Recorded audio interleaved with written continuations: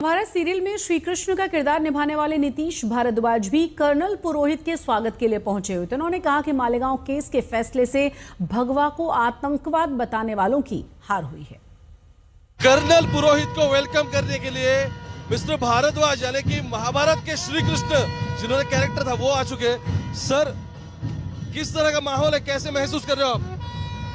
बहुत प्रसन्न है, बहुत प्रसन्न है इस बात के लिए कि सैफरन टेरर, ये जो शब्दावली यूपीए सरकार के नेताओं ने निर्माण की थी, आज उसकी पराजय हुई है।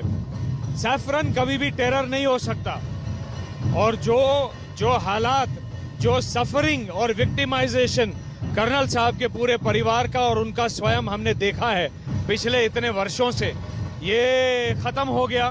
बहुत प्रसन्नता है, बहुत प्रसन्नता है। उनसे बात हुई आपकी? हाँ, उनसे बात हुई। जिस दिन वर्डिक्ट आया उस दिन उनसे बात हुई। वो मुंबई में ही थे और हमने कहा उनसे कि हम आएंगे आपके स्वागत के लिए। भोपाल पहुंची साध्वी प्रज्ञा ठाकुर ने कांग्रेस पार्टी को निशाने पर लिया एक बार फिर से। साध्वी प्रज्ञा ने कहा कि कांग्रेस ने भगवा आतंक के आरोपों की पटकथा पूरी तरह से लिखी, लेकिन अब भगवा को आतंकवाद कहने वालों का मुंह काला हो चुका है।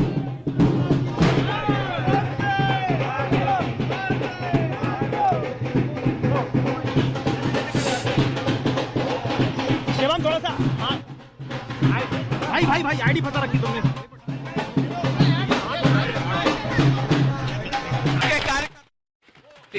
17 वर्षों का संघर्ष रहा, लेकिन सत्य सिद्ध हुआ।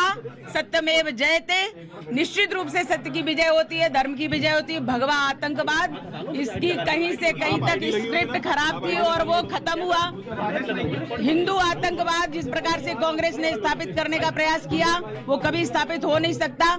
इसलिए इन लोगों ने पहले ही टॉर्चर इतना कर दिया कि हमारा मनोबल टूटे, देशभक्तों का मनोबल टूटे और देशभक्त कुचले जाएं। ये उनका हमेशा प्रयास रहता है। हिंदुओं को हमेशा से कांग्रेस ने कुचला है और विधर्मी मानसिकता को यहाँ स्थापित करने का प्रयास किया, लेकिन वो ऐसा नहीं होगा। हमारा हिंदू जाग चुका है। आपको क्या लगता है कि कितना बड़ा ये फैसला? हम अपने ही देश में किसी प्रकार से आतंकवादी हो ही नहीं सकते। हिंदू कभी आतंकवादी नहीं होता, वह सहिष्णु है।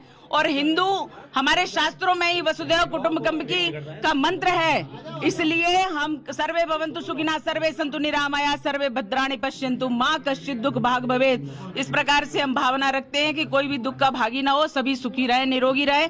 ये इसलिए हिंदू कभी आतंकवादी नहीं हो सकता, क्योंकि वह सबके बारे में शुभ चाहता है, अच्छा विचार करता है।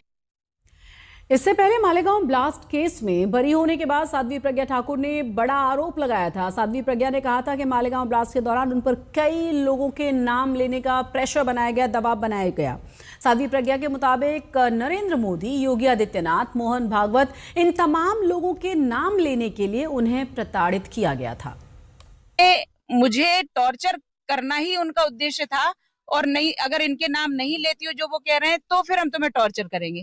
तो उसमें सभी के नाम आए हैं, मैंने लिखित में सब दिया है। माननीय योगी जी का है, माननीय मोहन भागवत जी का है, माननीय सुदर्शन जी का है और हमारे इंद्रेश जी का है और मैं कुछ नाम अभी भूल रही हूँ तुम लोगों की सब भीड़ के कारण, लेकिन बहुत सारे नाम उन्होंने ऐसे लिए हैं।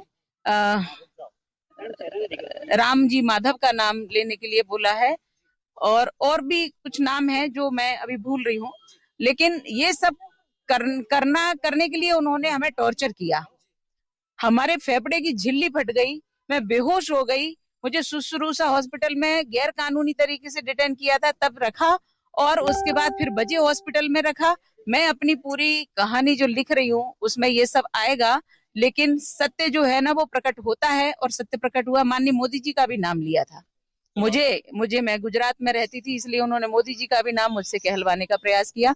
मैंने किसी का नाम नहीं बोला, क्योंकि सब असत्य कहलवाना चाह रहे थे, इसलिए मैंने किसी का नाम नहीं बोला। आगे बढ़ेंगे, बिहार की राजनीति की बात करेंगे, क्योंकि विधानसभा के इलेक्शंस पास हैं और ऐसे में तेजस्वी यादव के 2 वोटर आईडी कार्ड के आरोपों को लेकर विवाद अब बढ़ता जा रहा है। इसी बीच एनडीए नेताओं ने तेजस्वी यादव के खिलाफ एफआईआर दर्ज करने की मांग की है, उनकी गिरफ्तारी की मांग की गई है। बीजेपी नेता अजय आलोक, जेडीयू के नीरज कुमार और चिराग की पार्टी के नेता राजेश भट्ट की ओर से ये मांग की गई है कि चुनाव आयोग इस फर्जीवाड़े में संज्ञान लेते हुए बड़ी और कड़ी कार्रवाई करे।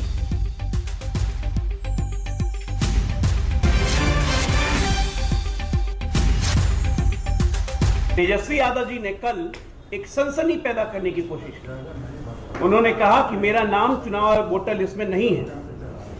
चुनाव आयोग ने निकाल के दिया कि भाई आपका नाम वोटर लिस्ट में है, 416 नंबर है, आप लोग ने सब देखा। तब उन्होंने एक नया एपिक नंबर निकाल के अपना दिखाया। अब ये नया एपिक नंबर आया कहां से? चुनाव आयोग के रिकॉर्ड में नहीं है। भारतीय संविधान के हिसाब से फोर्जरी या चीटिंग के तहत 468 और 471 के तहत इन पे मुकदमा बनता है। इम्पर्सोनेशन एट इलेक्शन 171D के आईपीसी के तहत इन पे मुकदमा बनता है और representation of the people act 1951 के तहत इन पे मुकदमा बनता है। हमारा चुनाव आयोग से एक स्पष्ट कहना है, क्या कोई भी व्यक्ति 2 वोटर आईडी कार्ड रख सकता है? नहीं रख सकता है, और कोई रखता है तो ये गंभीर अपराध है। चुनाव आयोग तत्कालीन एफआईआर करे। एनडीए तेजस्वी के खिलाफ लगातार हमलावर है। 2 वोटर आईडी कार्ड को लेकर एनडीए नेताओं ने एफआईआर दर्ज करने की मांग की है, तो तेजस्वी यादव ने एक बार फिर चुनाव आयोग पर सवाल उठाए हैं। उन्होंने पूछा है, चुनाव आयोग ने वोटर लिस्ट ड्राफ्ट में जिन मतदाताओं के नाम काटे जिन्हें नोटिस क्यों नहीं दिया गया था, मौका आखिर उनको क्यों नहीं दिया गया? जो लोग भी हैं बूथ वाइज जो है एपिक नंबर जो होता है, ईपीआईसी नंबर जो होता है, जो लोग जिनकी मृत्यु हुई है, जिनका स्थानांतरण हुआ है, या जो लोग जो है दूसरे विधानसभा चले गए हैं या शिफ्टेड हैं, आज उन लोगों को कम से कम इलेक्शन कमीशन को बताना चाहिए कि आखिर क्या कारणवश जो है नाम काटा गया। नाम काटा है तो नोटिस दिया है कि नहीं दिया है, और क्या आपका प्रोसेस रहा है, क्या तरीका आपने अपनाया है जिससे आपने मृत पाया या शिफ्टेड पाया या रिपीटेड पाया है। तो इसका जो जवाब इलेक्शन कमीशन को देना चाहिए। तो हम लोग तो लगातार इसी बात को जो है दोहरा रहे हैं, बताना चाहिए। इस खबर पर ज्यादा जानकारी के साथ मेरे सहयोगी रोहित सिंह जुड़े हैं। रोहित, हम इसी का जिक्र कर रहे थे ना कहीं मुश्किलें ये अपने ही कोर्ट में घिरे हुए नजर आ रहे हैं तेजस्वी, क्योंकि जिस एपिक नंबर की बात हो रही थी वो 2020 में नामांकन में भी दिया गया था, ये कोई दूसरा दिखा रहे हैं। अब बीजेपी या विपक्ष की तरफ से लगातार कहा जा रहा है कि ये तो इसीलिए तो कहा जा रहा है कि बहुत जरूरी है कि चुनाव आयोग संज्ञान ले। अलग अलग जगहों पर डबल नाम है, अलग अलग जगहों पर कई बार फर्जी वोटिंग होती है, जिस पर ध्यान देने की जरूरत है। बिल्कुल, देखिए तेजस्वी यादव का जिस तरीके से 2 एपिक नंबर अब सामने आया है, जो तेजस्वी यादव ने खुद दावा किया है तो उनका एपिक नंबर है, एक एपिक नंबर वो है जो चुनाव आयोग ने बताया है कि ये उनका एपिक नंबर है। तो 2 एपिक नंबर के पूरे गड़बड़ झाले में तेजस्वी यादव जो है वो पूरी तरीके से फंस गए हैं। और देखिए ये कहीं न कहीं एक तरीके से आपराधिक मामला भी हो सकता है, क्योंकि इसमें ऑफेंस है कि आप कोई एक व्यक्ति 2 आधार